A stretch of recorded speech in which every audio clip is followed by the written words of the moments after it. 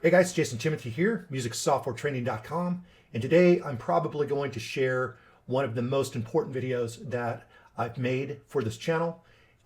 These are the 10 commandments of music production, and if you learn these, it's going to change everything for you. So make sure to watch to the end of the video. Every one of these is very important, and if you can really internalize these things, it's going to make your music making a much more pleasant and inspiring experience. So let's go ahead and get started. Number one, your first attempts at making music are not going to be great. And that's completely the way that it's supposed to be. You can't expect to start making music and putting out your best work from the very beginning. You have a lot to learn. You have a lot to go through. You have to push through some challenges. And the only way to do that is to let go of perfection and get used to calling something finished when you've done the best that you can. You learn from that, and then the next thing that you work on is going to be that much better because you're going to have a little bit more knowledge each time. By the time you've finished 5, 10, 15, 20 songs, you're going to be 3 times as good as the producer that obsesses on one song and can't get themselves past finishing that one song because they expect perfection from themselves. No one has ever started off perfect. And if that's your measuring stick to success, then you're probably going to meet failure far before you meet any sort of success. You have to accept where you are and accept that everyone has to take the time. It's completely normal for you to not hit your best work from the very beginning. You got a lot to learn. So learn from your imperfections, call it done when you've gone as far as you can. The goal here is to finish something with as much skill as you currently have. You can't finish a project with more skill than you currently have. And just procrastinating on calling something finished is not going to help. In fact, wouldn't it be better to have learned from creating 20 imperfect songs? And then you have the ability to go back, because by the 20th song, you may have learned several things that you can apply to all those previous songs that will make all those songs so much better. So you never lose in this game. It's the difference between finishing 20 songs that you can make great or still kicking that one song. And the problem is with that one particular song, you're only looking at a few ways to connect the dots. It's only when you work on several pieces of work that you're connecting the dots from many different angles. And that's how the brain works, and that's how the brain makes sense of things. So if you're focusing just on one thing, there's not enough dots to connect for you to really internalize what you need to improve. Number 2, nobody creates in a peak state. A lot of people feel that they need to wait for inspiration to come to them before they can move forward. They figure if they're not inspired, that there's no way that what they're going to work on is going to be any good. And that's the wrong way to look at things.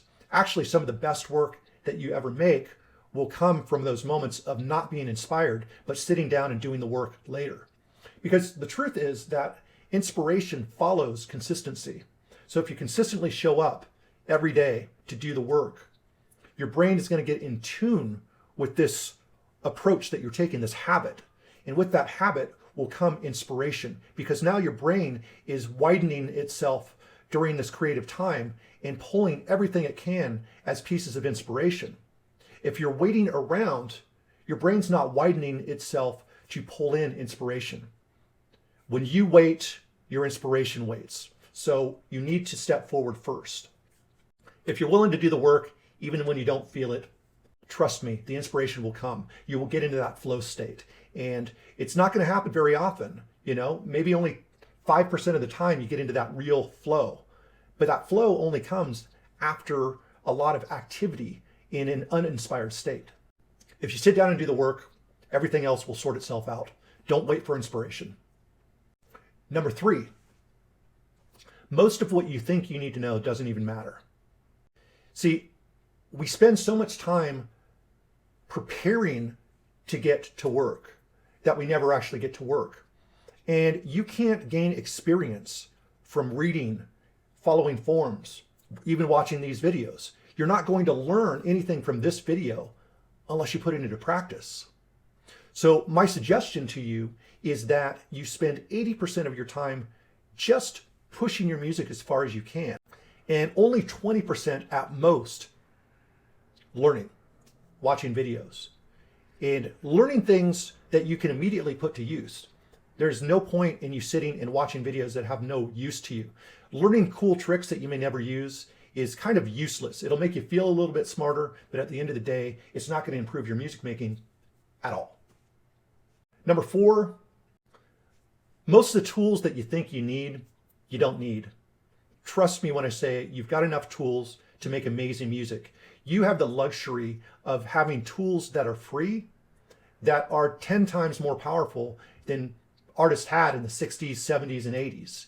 You're on the pinnacle, even with the least amount of tools. The tools that you do have are plenty for you.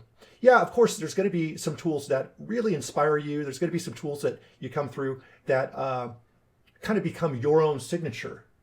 But if you don't start with what you have, you'll never figure out what your preferences are, and you'll never really understand why you're even reaching for this other tool. Usually the reason that we reach for another tool is we're looking for something else to solve a problem for us, when the real problem is we won't just sit down and do the work and actually put effort into something.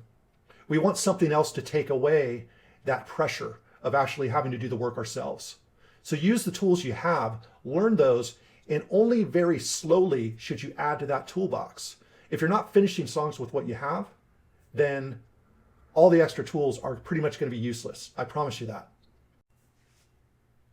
Number 5, habits are much more important than your knowledge.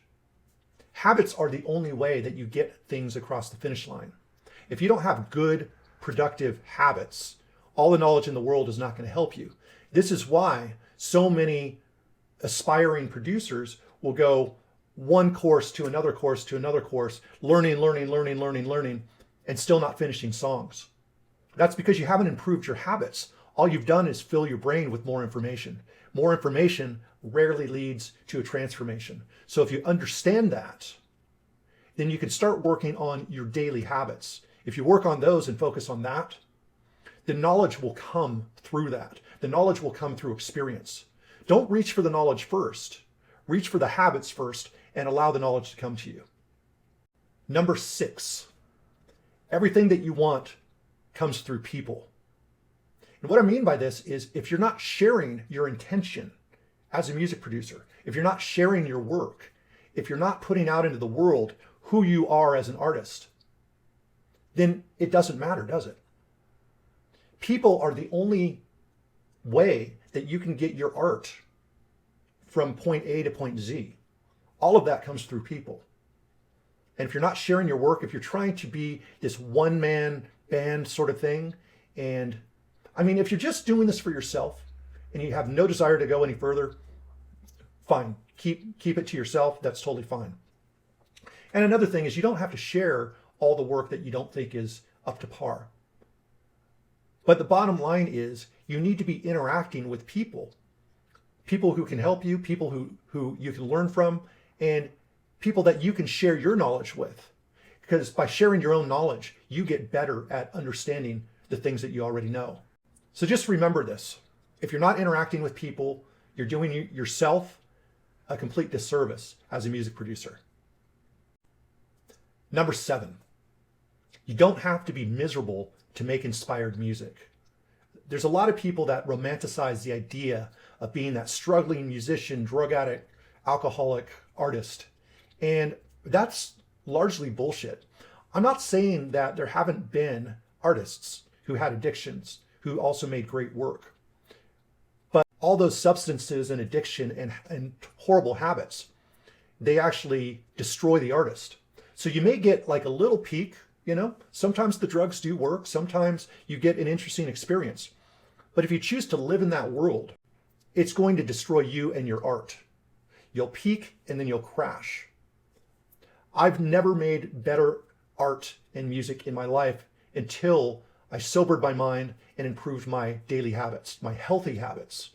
By doing that, I have much more longevity as an artist. I have much more focused time to create, and I become much more creative. I just go out and seek experiences. They don't have to be these miserable experiences. They just need to be new experiences. So as long as you're seeking healthy new experiences, you'll have the creative longevity that most artists who we romanticize never had. Just take a look at all the artists that destroyed their lives. The only ones that are still around are the ones that got their shit together. So it's really important for you to understand that so you don't destroy your life to become the artist that you think you need to be. Number 8, musicianship is optional. So if you have the musical chops, the music theory, you understand how to play certain instruments with proficiency, that is awesome. That's not a downside at all. But what you need to understand is if you're not one of those natural musicians, and most of us aren't, by the way, it's not that you don't have talent. It's just that your talent is coming from another angle, coming from another perspective. So non-musicians are as important and as creative in music making as the musicians are, because they're coming together in different ways. Oftentimes the musician inspires the non-musician, and oftentimes the non-musician inspires the musician, because there's this rule breaking and rule following kind of duality that makes the art better. So wherever you are with your art, you can start creating right now. Obviously, you need to learn a few fundamentals, but that doesn't mean that you have to be masterful on any particular instrument in order to make great music. So move forward and understand that you can create with confidence without being a virtuoso on some instrument. Once again, most of us aren't. Even some of the best artists out there were not natural musicians. So just get started and get creative, and you'll find that you are able to maneuver yourself in different ways. You find workarounds for the things you don't understand, and those workarounds can become completely new techniques that can inspire both non-musicians and musicians alike. Number 9, time is the only difference between you and your musical heroes. The only reason they are where they're at and you are where you're at is because they put in the time. They put consistent work and effort into what they're doing, and they got better. And I guarantee when they started, they were probably in about the same boat that you are, as far as the output and the quality of work they were doing in the beginning is probably very on par with the quality of work that you're doing currently if you're just getting started. If you put in the time and you put in the work, you're going to be that artist that inspires other artists when they're starting out. So just remember, if you feel like you're not getting where you want to be, understand that the artists that are where you want to be had to put in a lot of time, just like you've got to put in a lot of time. But don't ever think that this thing just isn't for you because it's not coming to you really easily. Most great artists struggled to get where they're at. They worked really hard at it. It didn't come naturally. In fact, most artists where they have like a childhood gift, they get bored with music before they even really get inspired to become a proper artist. Most of what keeps us in the game is the desire to be better. The desire, it's just like playing a video game. Once you get really good at it, it becomes boring and you want another game to play. So maybe this is a blessing that you aren't a natural child virtuoso on an instrument. So just understand that. And number 10, very important. A lot of people worry about this, and it's really not a big deal. Everybody steals. Everybody. That can be from sampling, that can be from borrowing a riff, that can be from taking a riff as inspiration and switching it around to make it your own. You're borrowing all the time. You're a human filter. You filter everything that comes to you into your own preferences. Your art is never going to be the same as someone else's art, even when you're inspired by other artists. All of us take inspiration from other art. So if you're not doing that, if you're denying yourself the opportunity to steal bits and pieces of other people's art to create your own, you're kind of missing the point. Art is something that is passed down generation by generation. You can't expect yourself to reinvent the wheel, and no one really does. Even the artists that seem to have broken all of the previous patterns over time, you'll realize that they had inspirations too. You just didn't recognize what those inspirations were. So don't be so concerned about stealing ideas. It's completely natural. Everyone does it. And it helps you to stay inspired and also to make some of your best work. You know, it's like cooking. If you want to learn a recipe, you have to steal that from someone else, and then you can improve upon it. What, are you just not going to use any of the ingredients that someone uses to make spaghetti? Are you going to like create spaghetti without any of the original ingredients because you don't want to steal? That's ridiculous. And it's also ridiculous to think that you can make great music without borrowing ideas from other sources. So if you're able to give that up, this will improve your music making in massive ways. So with that, guys, I conclude the video. I hope that you got something out of this. I guarantee if you put these ideas, these commandments into practice, it'll change your life. Happy music making, and I'll talk to you guys tomorrow.